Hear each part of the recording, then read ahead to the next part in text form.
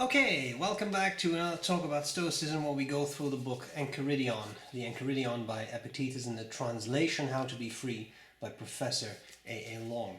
And today we have a nice short chapter, but it has some interesting implications. Chapter 35, whenever you do something you have decided ought to be done, never try to avoid being seen doing it, even if people in general may disapprove of it. If, of course, your action is wrong, just don't do it at all.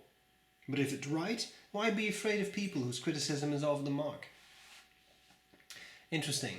Taking criticism is not easy. At all. I say this because I know. Because every single day, there is at least one person telling me exactly everything I'm doing wrong in my YouTube channel on fountain pens. How the camera angle is wrong, the lighting is wrong, the angle is wrong, the pen is wrong, the ink is wrong, the paper is wrong, my handwriting is wrong, the angle of holding the pen is wrong, I am wrong, my face is wrong, my glasses are wrong, my accent is wrong, my intelligence is wrong, my personality is wrong, I'm not funny, I'm not interesting, I'm boring, I'm an idiot, I'm an asshole, the list is very long. Every day I deal with this. Over time, if you get abused every day, and I'm not talking about physical abuse, right now I'm just talking about this type of abuse, which is really innocent, yeah, it gets easier, relatively speaking. But especially when people get very personal about you, which happens a lot too. I'm talking about online YouTube stuff. It's not always easy. It's very easy to say, oh, but you should just not be bothered by it when you are sitting in an armchair and the abuse is not directed at you, right? That is really easy. It's much harder to feel that when it's actually directed at you. And I'm sure that we have all experienced this at one point or another in our lives. Maybe not necessarily online stuff, but you've all made cold names. Everybody's been, offended by someone, whatever. It's very interesting what Epictetus says here. So once you have made a decision, you have decided that something needs to be done, you can be seen doing it. Because if it is the wrong thing to do, and you really are trying to be a Stoic, you're making progress towards becoming a sophos, a sage, right? What a Stoic aspires to, and you are doing these things, well, then it can't be the wrong thing, because it would be the wrong thing, you would not be doing it. Because a sage would not do the wrong thing. A sage would do the right thing. So let's assume that you understand that what you should be doing or what you are doing is the right thing. It should be the right thing, and then you do that thing. Well, now what's the point in not being seen or hiding that, right? Then you may as well do it in public. But then people say, yeah, but the problem is if I do this in public, I'm under public scrutiny, and then people may criticize me for doing that. Even though I think that is the right thing to do, people may still criticize me. Correct, and that's where I come back to. It is very hard to deal with that type of criticism. Now, Stoics, as you know, Stoics would say, no, it isn't. It's easy. Who cares? There's if you followed these videos, and even better, if you have read some Stoic texts, you may really appreciate it. Don't look it up now. Finish the video. But afterwards, do a YouTube search for Marcus Aurelius does stand-up comedy. It's an Australian stand-up comedian who happens to also have a degree in philosophy, who pretends to be Marcus. It's very short, it's less than a minute, I think. And he pretends to be Marcus Aurelius, and he does stand-up comedian as if he would be Marcus Aurelius. And one of the beautiful jokes he makes because I'm sorry, I'm a nerd, but that actually does make me laugh. One of the things he says, did you ever notice that white guys drive like this? And black guys drive like this? And I don't care? I don't care. I can't control what other people are doing, right? So, a Stoic, sorry, I still find that funny. Again, I'm a nerd. So, the Stoics would say, yeah, who cares? Then you get insulted, who cares? Epictetus talks about insults a lot, and we've talked about that before, like you pretend to be rock. What does a rock do when the rock gets insulted?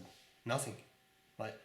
Or you look at the other person and you think, yeah, but I know that I'm right, so it doesn't matter. Or you look at the other person and you say, well, is he right?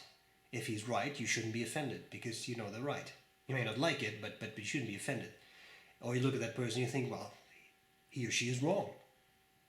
Well, if they're wrong, why are you offended? Because they're wrong, right? But again, there's a bit of a gap between knowing that and feeling that when it happens to you, okay? So here we're talking about you do something.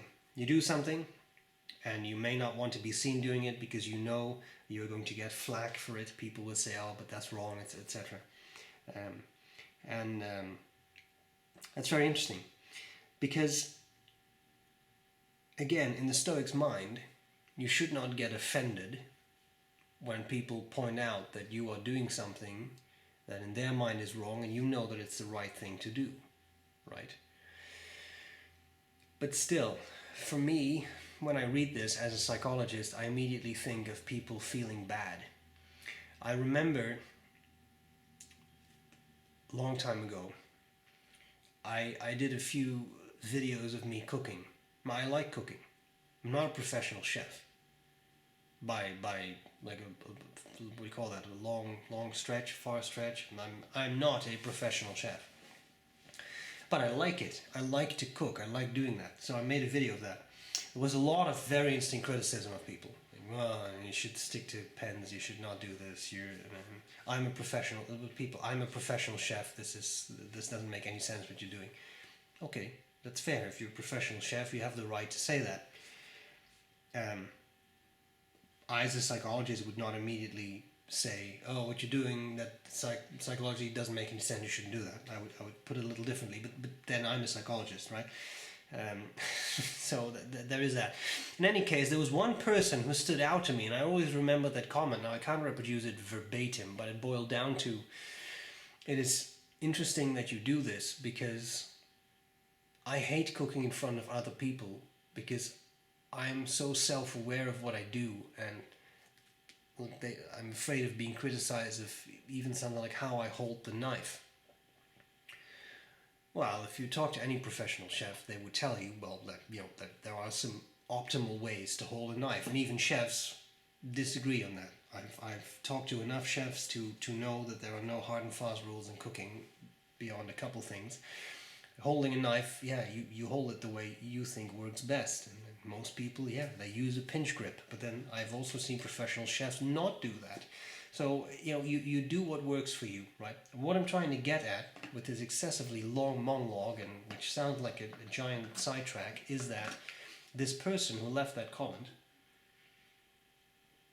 was nervous about exposing herself, exposing something very simple, like cooking friends or family a meal, in fear of being criticized. And Epictetus here would say, don't be. Who cares? Just do it. And if they want to criticize you, then let them criticize you. Now again, I know it's not that easy. Because it's hard. Being criticized is hard. And the interesting thing is that some people are a lot more sensitive to criticism than other people are. And as far as I know, we have not established psychologically why that is. Now, of course, you can theorize.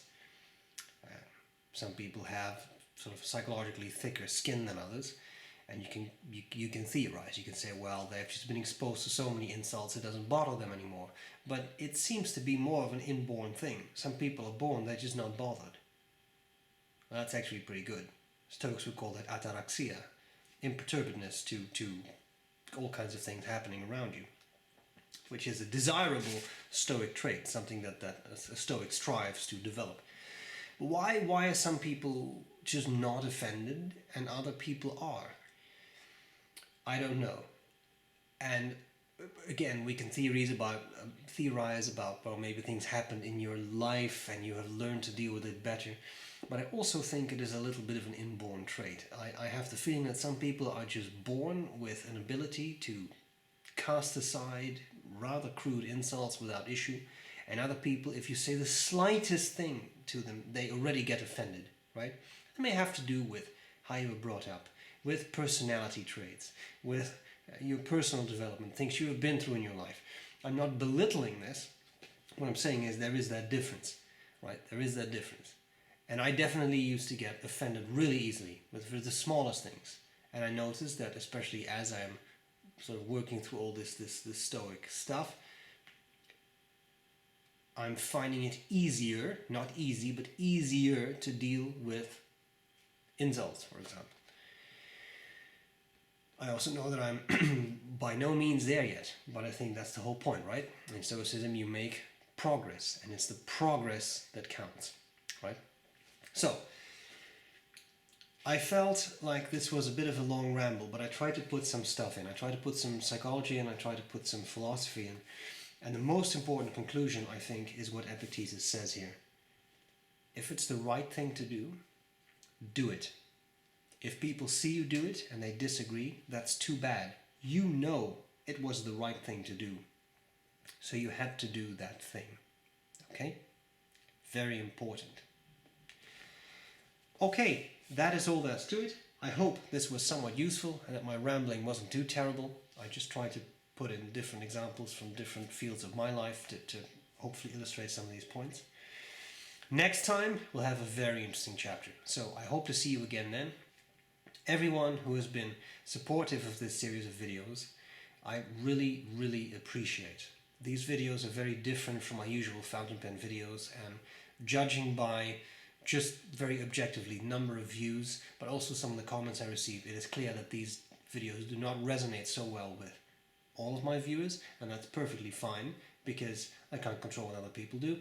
But it is nice that there is a core of people who are watching these videos, who are commenting, who are leaving really nice, and I will say often very touching comments about the effect that Stoicism and their pursuit of Stoicism is having on their lives, and I really appreciate that.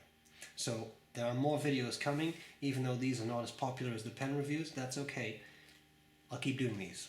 Okay, and we're making really good progress through this book. We're slowly but steadily approaching the end. So more to come. Hope to see you again next time. Bye.